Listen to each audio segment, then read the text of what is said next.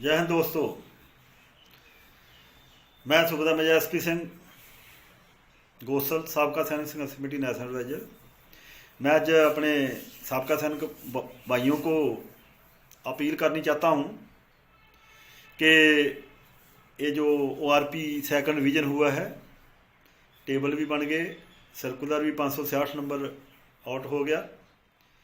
तो अभी मेरे जिन साबका सैनिक भाइयों को डाउट था, उनका डाउट भी क्लियर हो गया। हम साबका सैनिक संघर्ष कमेटी पहले से ही बोल रहे थे कि नहीं, इसमें कुछ नहीं मिलना, सब अधिकारियों को ले जाना है, क्योंकि अधिकारी जो नए पेंशन आया 2.81 में, पुराने भी 2.81 फैक्टर में चले जाएंगे। तो हमारा GSU को तो पहले से हम बोल रहे थे कुछ नहीं मिलना। तो सिपाही से ओहदा तक जो थोड़ा बहुत मिला है वो इसलिए मिला है क्योंकि MACP की वजह ना जोड़ा MACP जोड़े नए जवान पेंशन आए उनको MACP जना 8 साल नौकरी करता है तो नैग की पेंशन पे, और 16 साल करेगा तो हौलदार की पे, तो वह 50%। तो इस करके जी इनकी पेंशन बढ़ गई है थोड़ी बहुत ही। और जो अभी 24 में आना है रिवीजन, थर्ड रिवीजन, उसमें बिल्कुल ये सिपाही तो हौलदार तक भी आउट हो जाएंगे। तो इसलिए इसके विरोध में हमने अभी एक मीटिंग रखा था 22 जनवरी को, तरनताਰਨ पूरे पंजाब की GSU जवान संस्था ਨੂੰ ਕਾਲ ਦਿੱਤੀ ਸੀ।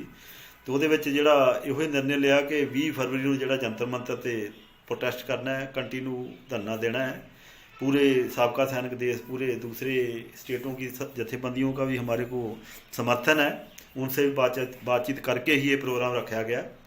तो बाकी मैं अपने साबका सैनिक भरावां ਨੂੰ ਇਹ ਦੱਸ देना ਚਾਹੁੰਦਾ जे ਜਿਹੜੇ अजे भी डाउट ਦੇ ਵਿੱਚ ਨੇ, अजे भी ਜਿਹੜੇ जथेबंदियां ਦੇ प्रधान ने ये कहते सुनिया कि असी फलानी जगह बात किया है, फलानी जगह बात किया है, ये ऐसे नहीं हो सकता, टेबल चेंज होएंगे। ऐसे टेबल चेंज नहीं होने।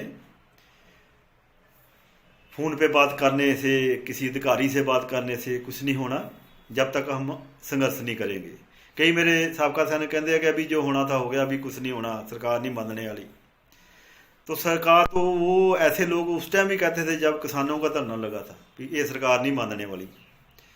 तो इसलिए जैसे ORP 1 हुआ था उस टाइम अगर 4 हमारे जवानों ने भूख हड़ताल किया अलग से, जनरल सुखबीर के अलग अपोजिट जड़ा उन्होंने धरना टेंट लगाया सीगा,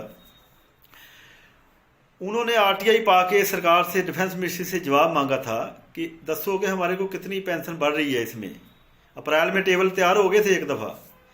तो जब पता चला, RTI के जवाब मिला कि 300 से 700 रुपया सिपाही से GSU रैंक की बढ़ेगी, तब जो है वो जवान उत्थे भुख हड़ताल पर बैठे। साबका सैनिक संघर्ष कमेटी और वॉइस ऑफ एक्स-सर्विसमैन की सहयोग के नाल तरनताਰਨ ਦੇ ਜਿਹੜੇ 4 बजुर्ग सैनिक ਜਿਹੜੇ नैग इनकलूडिंग नैग हरपाल, बाकी सारे बजुर्ग सीगे, तो ये भुख हड़ताल पर बैठे। तो वो फिर जरा मीडिया के थ्रू जरा इन्होंने अफसरों को माड़ा चंगा बोला, तो वो मीडिया के थ्रू सरकार तक आवाज़ पहुंची कि जवान वखरे बैठ गए ने।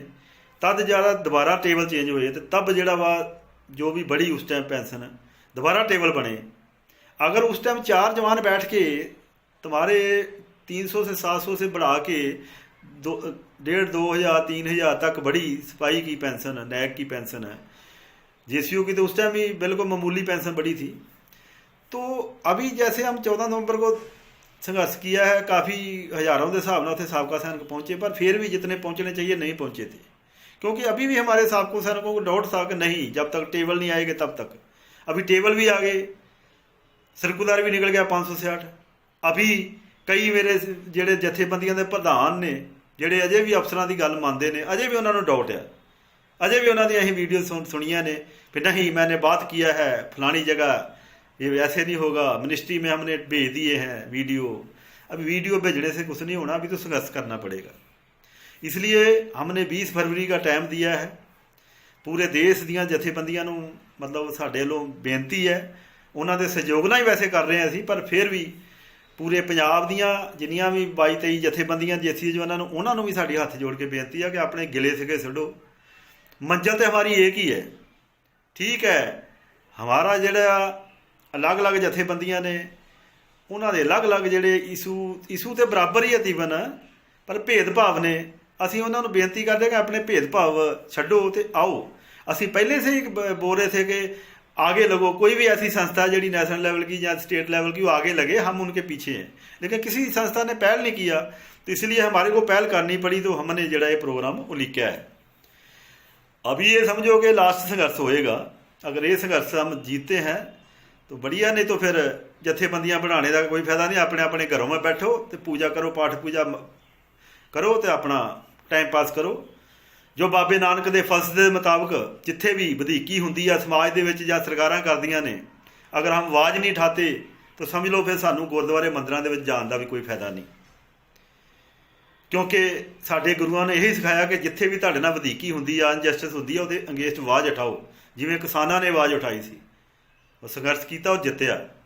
ਇੱਦਾਂ ही असीं भी अपने पूरे साबका देश के साबका सैनिकों को अपील करते हैं कि आओ आपां संघर्ष करिए और जितिए और कामयाब होइए। आज तक तो हम अफसरों के पीछे लगे हुए थे। मैं अपने जेसीओ जवानों को, मैं भी सूबेदार मेजर हूँ, एक रिटायर्ड सूबेदार मेजर क्लर्क रिटायर हूँ। मैं अपने जेसीओ को ही ज़्यादा इस विच दोष दिना कि जिन्हों की वजह ना साडा जिहड़ा ORP ये साडा हासिल होया, वो सब तो ज़्यादा नुकसान जेसीओ का ही होया, जिन्होंने उन जेसीओ ने सबसे ज़्यादा जी है चमचागिरी की है अफसरों की, अधिकारियों की यूनियन में दरियाँ कुर्सियाँ बसाइयाँ। हम जब बोलते थे कि भेड़ बकरियां मत बनो, अफसर आपको भेड़ बकरियां समझ के आपका इस्तेमाल कर रहे हैं, आपके इकट्ठ दिखा के अपने बेनिफिट ले रहे हैं। लेकिन उस टाइम हमारे जवान हमारे को धमकियां देते थे कि हम भेड़ बकरियां नहीं है। तो अभी आपको पता चल गया कि आपको एज ए भेड़ बकरियां समझ के ही अधिकारियों ने इस्तेमाल किया है।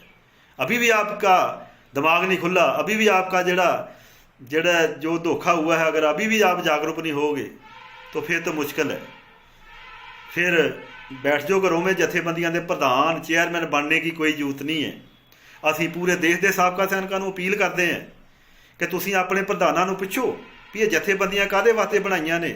खाली महीने बाद जो है मीटिंग कर ली, चंदा इकट्ठा कर लिया और पकौड़े खा के घरों को चल गए। इसके लिए जथेबंदियां नहीं है। अगर आपके प्रधान नहीं मानते तो आप डायरेक्ट हमारे उत्थे धरने में शामिल हो, अपनी खुद छोटी छोटी यूनियन बनाओ या इंडिविजुअल तौर के उत्ते उत्ते शामिल हो। जेड़े जवान साबका सैनिक ऑन ड्यूटी कहीं सर्विस भी कर रहे हो, अपनी छुट्टियां ले लो। जेड़े साडे प्री मेचर जवान, सबसे ज़्यादा नुकसान जो जुलाई 14 तो बाद प्री मेचर आए हैं उनका है, नौजवान तबका है, सबसे ज़्यादा उनका नुकसान है। जब जुलाई 14 से पहले वालों को, प्री मेचर वालों को ORP मिल सकती है तो आपको क्यों नहीं। हम जेसीओ हैं, हमारी पेंशन ठीक है, बच्चे भी हमारे जवान हो जाते हैं, सेटल ने, कोई चक्कर नहीं है। हम किसके लिए लड़ाई लड़ रहे हैं? हम अपने लिए नहीं लड़ रहे, हम आप लोगों के लिए लड़ रहे हैं जो प्री मेचर है। हमारे जी विडो भैन ने, वीर नारियां ने, जेडे साडे शहीद परिवार है, सब तो ज़्यादा नुकसान हमारा लिबर लाइफ फैमिली पेंशन। जेडे शहीद हो गए, कम सर्विस में पेंशन आ जा, मतलब शहीद हो जाते हैं 4-5 साल की सर्विस में, उनकी जी वीर नारियां ने, उन्हों दी पेंशना ना तो ORP 1 के वधियां ना ORP 2 के। तुसीं देख लो 9 साल तो पहले वाला टेबल कितनियां वधियां ने उन्हों दी। सब तो ज़्यादा नुकसान साडे शहीद परिवारों का होया, साडियां विडो भैणां दा होया। कि असीं उन्हां वास्ते, साडे साथी तो नहीं रहे दुनिया दे विच, देश की खातर शहीदियां पा गए ने देश नूं बचाउण दी खातर। कि उन्हां दे हक्की मंगां वास्ते असीं संघर्ष नहीं कर सकते? कि सानूं साडे गुरुआं ने इहो ही दस्सिया कि तुसीं चुप करके घर बह जाओ, बस मत्था टेको गुरुद्वारे मंदिर ते घर चल जाओ। ये सानू धर्म नहीं सिखाते, सानू धर्म सिखाते आ अपने हकी मंगां वास्ते संघर्ष करो, जूझ मरो। इस करके असी बेनती करते हैं कि जिहड़ियां संस्थावां अजे भी नहीं जागियां, अजे जाग जाओ, मौका जे।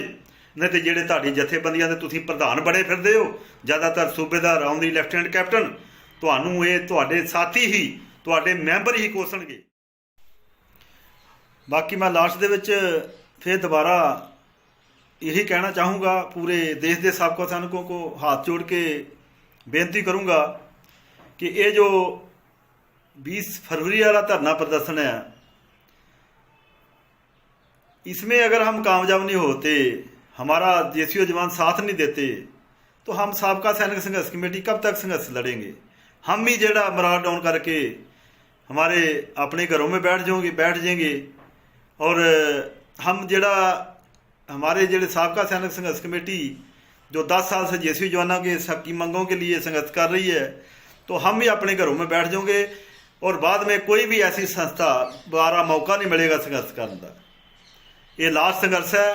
हम भी अपना संज्ञान ले लेंगे संघर्ष से, संज्ञान लेके हम भी घरों में बैठ जाएंगे, तो फिर हम तो अपना लास्ट वाह लगा ली है कि हम इसमें अपने आप को दोषी निकलाएंगे, हमारा इतिहास में ना होगा, क्योंकि हमने तो लड़े जवानों के लिए, तो जिन जवानों के लिए हम लड़े उन जवानों ने हमारा साथ नहीं दिया। तो आपको कलंकित होएंगे, आपको आने वाली पीढ़ी माफ़ नहीं करेगी, आपको भगवान भी माफ़ नहीं करेगा अगर आप अपने हकों के लिए अभी भी नहीं निकले घरों से बाहर। तो ये मेरी बेनती है हथ जोड़ के, कि ਜਿਹੜੀਆਂ संस्थावां अजे भी ਕਹਿੰਦੀਆਂ ਇਹ ਤੇ ਸਾਬਕਾ ਸੈਨਿਕ ਸੰਘਰਸ਼ ਕਮੇਟੀ ਦਾ ਧਰਨਾ ਨਹੀਂ ਭਰਾਵੋ, ਹਾਂ ਪੂਰੇ ਦੇਸ਼ ਦੇ ਸਾਬਕਾ ਸੈਨਿਕਾਂ ਨੂੰ, ਹਰੇਕ ਜਥੇਬੰਦੀ ਨੂੰ ਅਪੀਲ ਕਰਦੇ ਹਾਂ ਕਿ ਆਪਣਾ ਝੰਡਾ ਡੰਡਾ ਲੈ ਕੇ पहुँचो।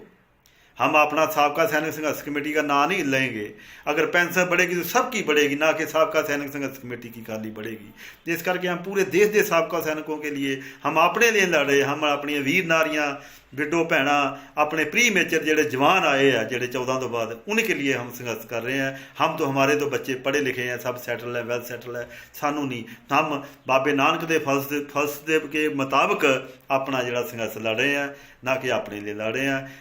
जो सानू गुरु सिखा गए ने कि जिथे भी तुहाडे नाल जस्टिस हुंदी आ उत्थे अपना तुसीं विरोध प्रदर्शन करो, धरना दो, जो तुहानू अधिकार संविधान ने अधिकार दिता है उस संविधान के दायरे दे विच रह के आपां धरना प्रदर्शन करना है।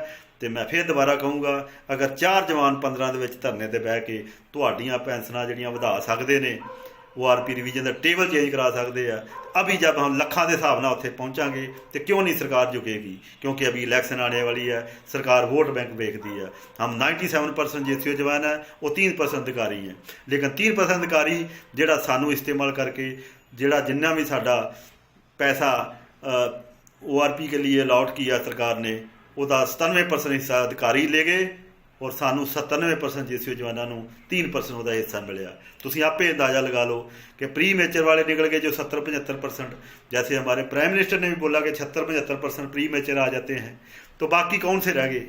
JCO वैसे निकल गए, ऑनरी लेफ्टिनेंट कैप्टन वैसे निकल गए, रह कौन गए? तो लै गए तो पूरा फंड अधिकारी लै गए। तो इस करके समय की लोड़ आ, आओ जागीए। अफसर जथेबंदियां दे अजे भी जिहड़े चुंगल 'च फसे आ, उन्होंने दे चुंगल दे विचों निकलण दी लोड़ आ। असीं भी जिहड़ा 15 विच जनरल सतबीर नूं छड्ड के ते अपना JCO जवानां दे नाल आए ही, असीं छड्ड सकदे ते तुसीं क्यों नहीं? असीं भी एक सूबेदार हां, सूबेदार मेजर हां। तो इस करके मैं सब तो ज़्यादा JCO रैंक नूं अपील करूँगा कि सब तो ज़्यादा तुहाडा नुकसान होया, तुसीं ज़्यादा अफसरां की चुमचागिरी कीती आ, ते हुण छड्डो इन्हां अधिकारियां नूं ते अपनी हक्की मंगां वास्ते दिल्ली पहुँचो 20 फरवरी नूं। इन्नियां बेनतियां दे नाल वाहिगुरू जी का खालसा, वाहिगुरू जी की फतेह। राम राम, खुदा हाफिज़, जय हिंद।